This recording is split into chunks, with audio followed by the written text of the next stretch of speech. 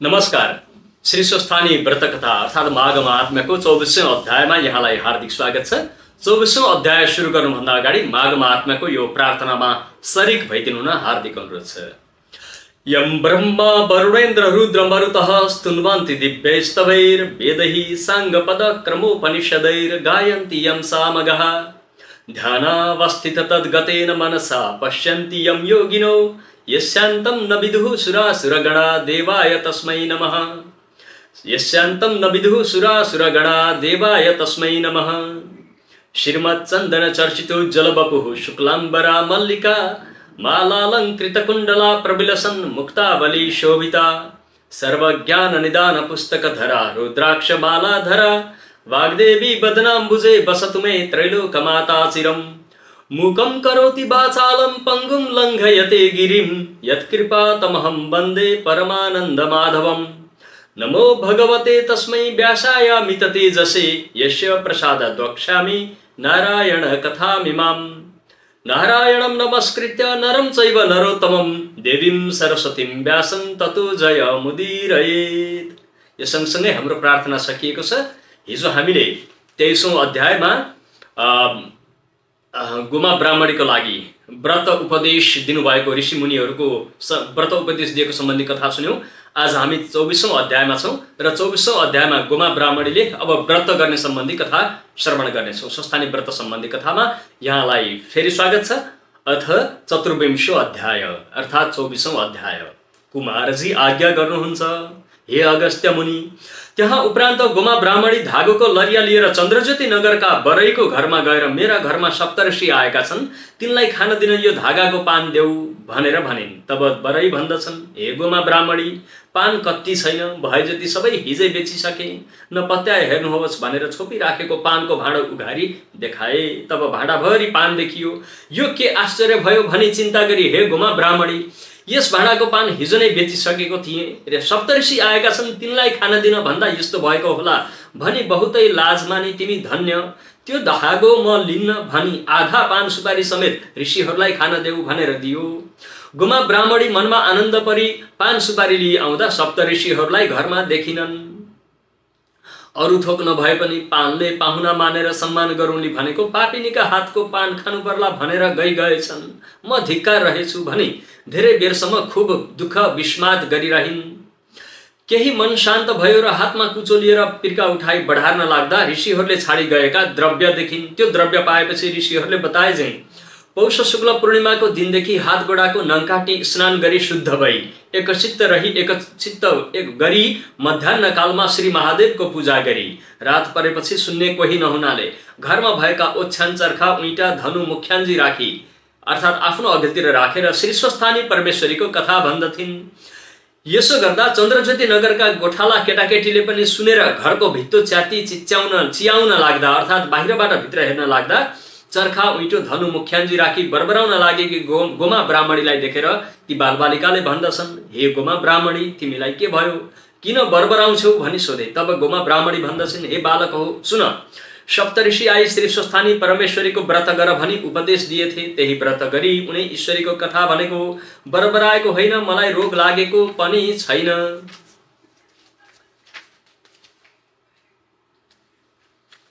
बहुलाएकी पनि होइन, सुन्ने कोही नहुँदा ओछ्यान चर्खा उइटा धनुहरूलाई सुनाएकी हुँ। यस्तो गोमाले भनेको सुनि गोठाला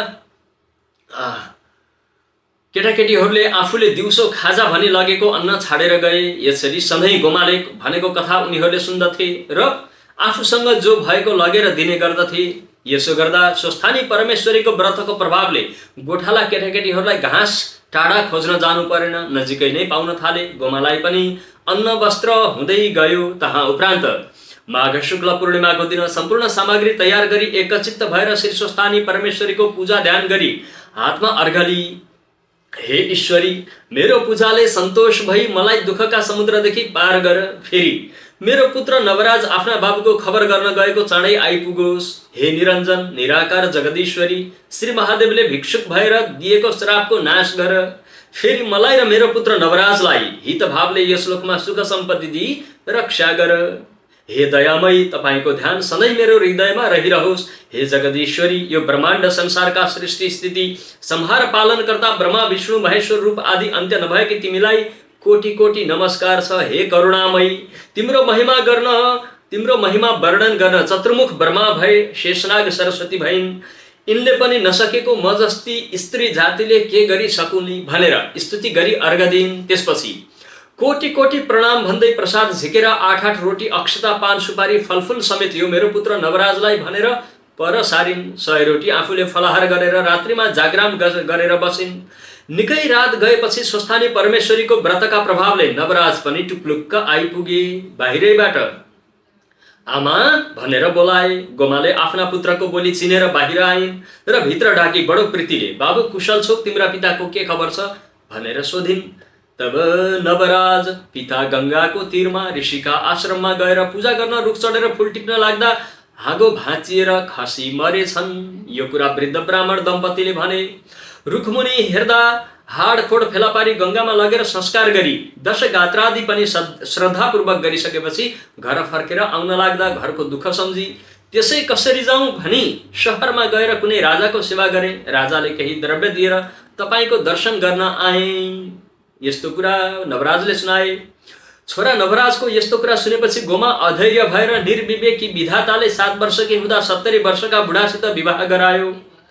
अनि अति अयोग्य थियो त्यो बुढोपति पनि मारिदिए। म यस्ती यौवनवतीको उपर दया नगरेर मारिदिए। भिक्षा माग्न भनी गएका हे स्वामी, मलाई एक्लै छाडी कता गयौ?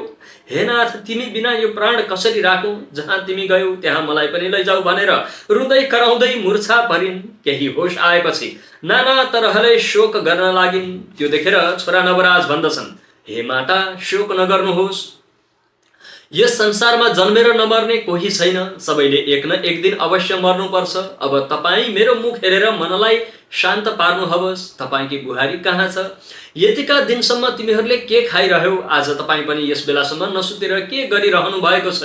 किन यस्तो अनेक तरहका फलफुल चन्दन धूपहरूको बासना आइरहेछ? के काम गर्नुभयो? यस्तो नवराजले भनेको सुनेर, हे पुत्र, थाकेर आएको, भोक पनि लाग्यो होला भनेर खान दिइन्। खाइसकेपछि, हे पुत्र नवराज, तेरी स्त्री माइत गएकी छ, तपाईका छोरा आएपछि डाक्न पठाउनु होला भनेकी थिए। चन्द्रावतीले पनि छोडेर गएपछि तँलाई सम्झेर दुःखका दिन काटिरहेकी थिए।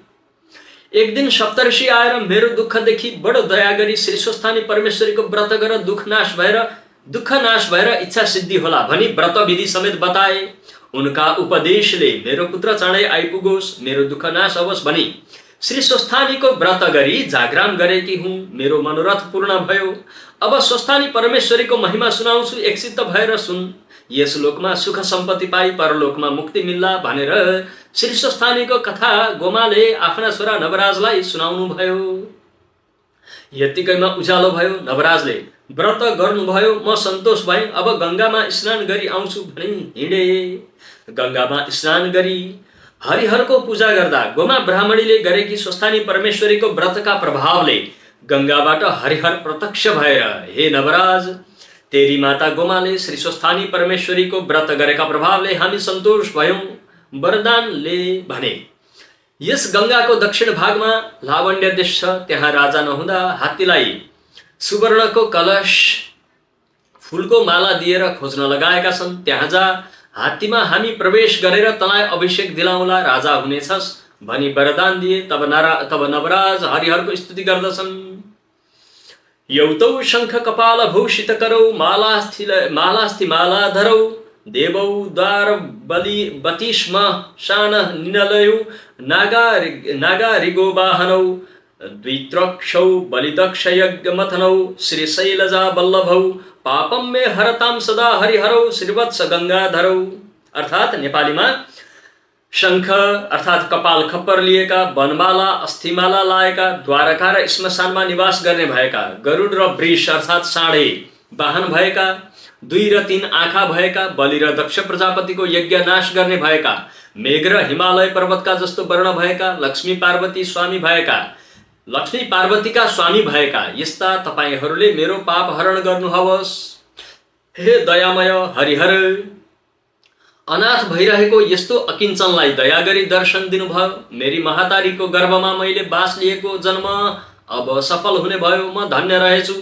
तपाईँ कस्ता भने दुष्टको नाश गरी साधुजनको रक्षा गर्ने, ब्रह्माण्ड संसारको सृष्टि गरी पाप पुण्यको साक्षी रूप भएकालाई कोटि कोटि दण्डवत छ। हजुरहरूको महिमा वर्णन गर्न सरस्वती, शेषनाग, ब्रह्मादि देवता पनि असमर्थ छन् भने अनेक स्तुति उनले गरेपछि म कसरी सकुला, सदैव तपाईँहरूको भक्तिमा मेरो चित्त लागिरहोस् भनेर यस्ता स्तुतिहरू गरि नै रहे। यस्ता स्तुति गरेपछि हरिहर अन्तर्ध्यान भए। तब नवराज ब्राह्मण सूर्य जस्तो चहकिलो भएर घर आए। यस्तो तेजिलो छोराको मोहडा देखेर गोमा भन्दैछिन्, हे पुत्र, आज तँलाई अति तेजवन्त देख्दछु, यो कुरा ठिक हो वा मेरो चित्त गडबडिएर हो? देवराज इन्द्र जस्तै तँलाई सुन्दर देखिरहेछु।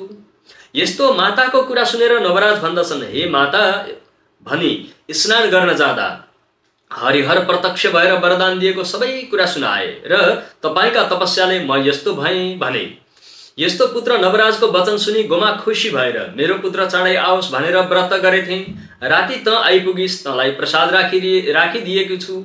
लौला श्री स्वस्थानी परमेश्वरले सदा तेरो कल्याण गरून्, तेरो पनि उनको भक्तिमा चित्त लागोस् भनी 8 रोटी, 8 अक्षता, 8 पान, 8 सुपारी, सगुन समेत सबै प्रसाद दिएर हरिहरको कृपाले लावण्य देशको राजा भएस् भनेर कपालमा हात राखेर आशिष पनि दिइन्। नवराज पनि श्री स्वस्थानी परमेश्वरीको प्रसाद खाई माताका चरणमा साष्टाङ्ग दण्डवत गरी लावण्य देशतर्फ अघि बढे। इति श्री स्कन्द पुराणे केदारखण्डे माघ माहात्म्ये कुमार अगस्त्य संवादे श्री स्वस्थानी परमेश्वर्या व्रत कथायां गोमा स्वस्थानी व्रतकृतम नाम 24 अध्याय। यो सँगसँगै हाम्रो 24औं अध्याय यही सकिएको छ। अब हामी कथाको अन्त्यमा फेरि श्लोकमा प्रस्तुत हुँदैछौँ। कृपया श्लोकको निम्ति तयार भइदिनु न अनुरोध छ। उपनयतु मङ्गलं वः सकल जगन् मङ्गलालयः श्रीमान् दिनकर किरण निबोधित नवनलिनः दल निवेक्षणः कृष्णः काले वर्षतु पर्जन्यः पृथिवी शस्यशालिनी देशोऽयं क्षुभरहितो ब्राह्मणाः सन्तु निर्भयाः अपुत्राः पुत्रिणः सन्तु पुत्रिणः सन्तु पौत्रिणः निर्धनाः सधनाः सन्तु जीवन्तु शरदां शतम् तत्रैव गंगा यमुना च तत्र गोदावरी सिन्धु सरस्वती च तीर्थानि सर्वाणि वसन्ति तत्र यत्राच्युतोद्धार कथा प्रसङ्गः या कुन्देन्दु तुषारहार धवला या शुभ्रवस्त्रावृता या वीणा वरदण्डमण्डितकरा या श्वेत पद्मासना या ब्रह्माच्युत शंकर प्रभृतिभिः देवैः सदा वन्दिता सा मां पातु सरस्वती भगवती निषेक जाड्यापहा कायेन वाचा मनसेन्द्रियैर्वा बुद्ध्यात्मना वा प्रकृति स्वभावात् करोमि यद्यत् सकलं परस्मै नारायणायति समर्पयेत्। यो सँगसँगै हाम्रो 24औं अध्याय पूरा भएको छ। कथा सुनिदिनु भएकोमा हार्दिक धन्यवाद। भोलि फेरि 25औं अध्यायमा हामी पुनः उपस्थित हुनेछौँ। नमस्कार, धन्यवाद।